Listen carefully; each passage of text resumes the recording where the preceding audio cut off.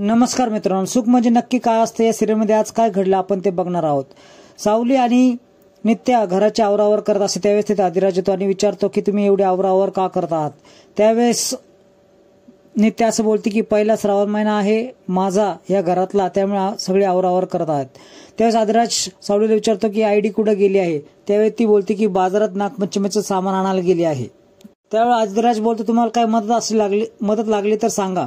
त्यावेळेस नित्या म्हणते काही नको, लुडबुड मध्ये करू। नंतर आदिराज तिथून निघून जातो। आवरावर करण्यासाठी अम्मा मध्ये येते आणि अम्मा म्हणते की या कपाटावरचं सामान काढायचं आहे, दे गौरी। त्यावेळेस अचानक सावर करते अम्मा आणि गौरी ऐवजी नंतर नित्या बोलते। दोघींची नजर चुकून पाहुणी बाहेर पडते आणि नागदेवचा टाका असलेला डबा बाहेर काढते। नागदेवता त्या डब्यामध्ये असते। तो डबा भंगाराच्या सामानामध्ये पावली ठेवते आणि नित्याची विकेट घ्यायला बघते। गोळा केलेलं सगळं सामान भंगारवाल्याला नित्या देऊन टाकते। नागदेवता देखील त्या भंगाराच्या सामानामध्ये जाते आणि त्यावेळेस पाहुणी बोलते की आता बघ नित्या कशी मजा येते तुझी। इकडे लवलीला आदिराज भेटतो आणि विचारणा करू लागतो की नित्या मॅडमच्या पाठीमागं कोण आहे, त्यांच्यावर संकट ओढून देणारं नेमकं कोणी आहे। आणि जेव्हा नित्या मॅडम खूप संकटात येतात त्याच वेळेस तू कसा समोर येतो तिला वाचवायला, हे मला काही कळत नाही, तर खरं खरं तुम्ही सर्व सांगा। त्यावेळी लवली बोलतो की आम्हाला खरंच असं काही माहित नाही, असलं जरी माहित असेल तर आम्ही तुला लगेचच सांगू। त्यावेळेस आदिराज पुन्हा म्हणतो की नक्की तुम्ही माझ्यापासून काहीतरी लपवत आहात, ज्या लपवत आहे ते तुम्ही मला सांगा, कारण नित्या मॅडमच्या जीवनाचा संबंध आहे। दोघेही मान हलवून एकमेकाला होकारार्थ दाखवतात आणि म्हणतात की खरंच आम्हाला काही माहित नाहीये, जर आम्हाला काही कळलं तर आम्ही तुला निश्चितपणे सांगू। संत्या लवली निघून जातात आणि आदिराज पुन्हा एकदा म्हणतो तुम्ही किती दिवस माझ्यापासून लपून ठेवता हेच मी बघतो। इकडे तात्या खूप नित्याचं कौतुक करत असतात आणि म्हणतात की पावलीला असं म्हणतात की बघ मॅडम कडून शिकून घे की कसं इंग्लिश शिकायचं, कशी फडाफडा बोलायचं। त्या दिवशी खूप ऑफिसमध्ये फडाफडा इंग्लिशमध्ये बोलून माझं काम पटापटा करून टाकलं। तेवढंच विमल तिथे येते आणि हेडमास्तरीन आली असं पावली बोलते आणि सावली तिकडून भंगाराचे पैसे घेऊन येते आणि म्हणते हे दर भंगाराचे पैसे। त्यानंतर पाहुणी थोडे नाटक करते आणि टाक शोधायचं काम करते आणि विचारते की ते टाक असलेला डबा देवाचा कुठं दिसत नाही, त्याच्यामध्ये नागदेवता आहे।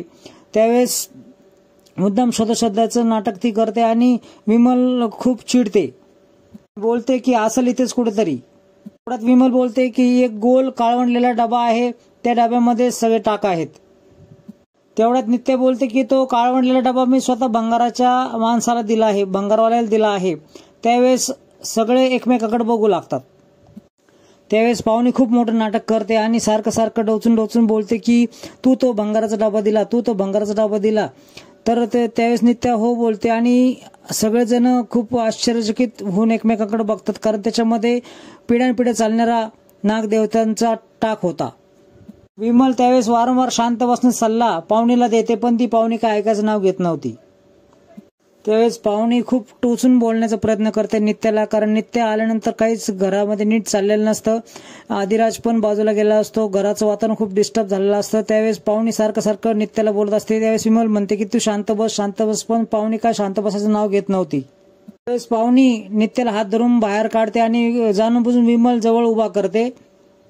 सांग बोलते की कुठे ठेवला आहे तो डबा, मुद्दाम तू हे डबा हा भंगारात दिला ना, सांग खरं सांग असं बोलते।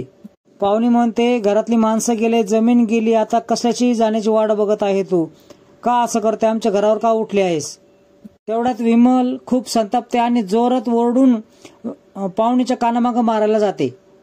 पाहुणी पाठीमागं सरकते आणि ती कानामागं नित्याच्या बसते। त्याच वेळेस पाहुणी थोडीशी बाजूला सरकते आणि ती कानामागं नित्याला बसते। नित्या खाली पडते आणि नित्याच्या डोक्याला जखम होते। त्यावेळेस पाहुणी असं बोलते की बरं झालं तुम्ही असं केलं, तिला आधीच मारायला पाहिजे होतं। तेवढ्यात आदिराज तिथे येतो आणि नित्या मॅडमच्या कपाळाचं रक्त बघतो। पाहुणी बोलते की काही नाही, देवानी शिक्षा दिली नित्या मॅडमला। इकडे पाहुणी लगेच शालिनीला फोन लावते आणि तुमचं काम चोख पद्धतीने झालं आहे, आता तुम्ही तुमचं काम करा असं बोलते। शालिनी बोलते की मला माझे काम सांगायची काहीच गरज नाही, त्यानंतर शालिनी असं बोलते की उद्या नागपंचमीच्या दिवशी स्वतः आदिराज हा नित्याला बाहेर काढेल. एवढा सोमा बोलतो की सगळी व्यवस्था चोख झाली आहे, ठरल्याप्रमाणे सगळं होईल. इकडे नित्य मॅडमला औषध लावत असतो आदिराज आणि बोलतो की औषध लावता वेळेस थोडं झोंबेल बरं का. तर नित्य बोलते की नाही झोंबणार. त्यावेळेस आदिराज 1 2 असं म्हणतो आणि ते औषध लावतो. त्यावेळेस तिला खूप झोंबतं आणि नित्य बोलते की जरा हळू लाव. त्यावेळेस लावल्यानंतर तो थोडीशी फुंकर मारतो.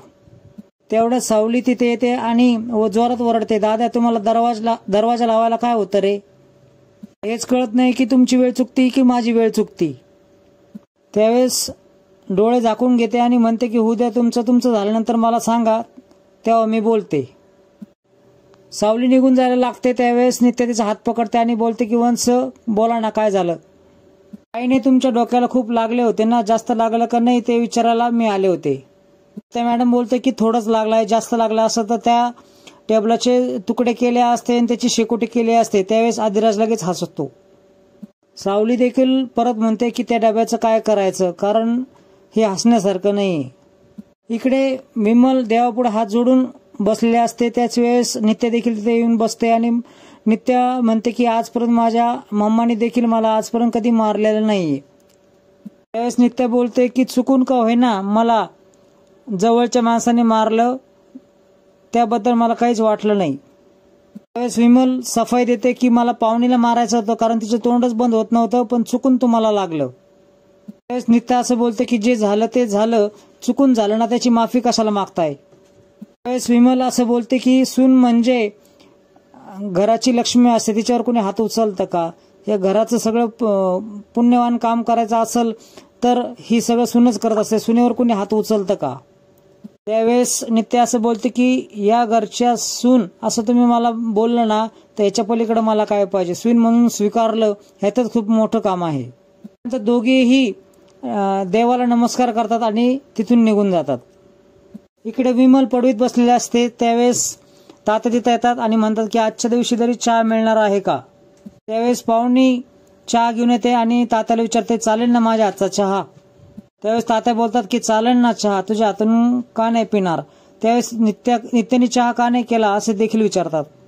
इतक्यात आदिराज बाहेर येतो आणि पाहुणीला विचारतात की नित्या कुठे आहे. पाहुणी बोलते की सकाळपासून मला दिसले नाहीत. त्यावेळेस आदिराज विचार करतो की सकाळपासून कुठे गेली आहे ही, मला का नाही सांगितलं. मित्रांनो, याच्या पुढच्या भागामध्ये खूप अशा रोचक अशा घटना घडणार आहेत. त्याच्यामध्ये नित्याला तो डबा पुन्हा मिळतो हे दिसणार आहे.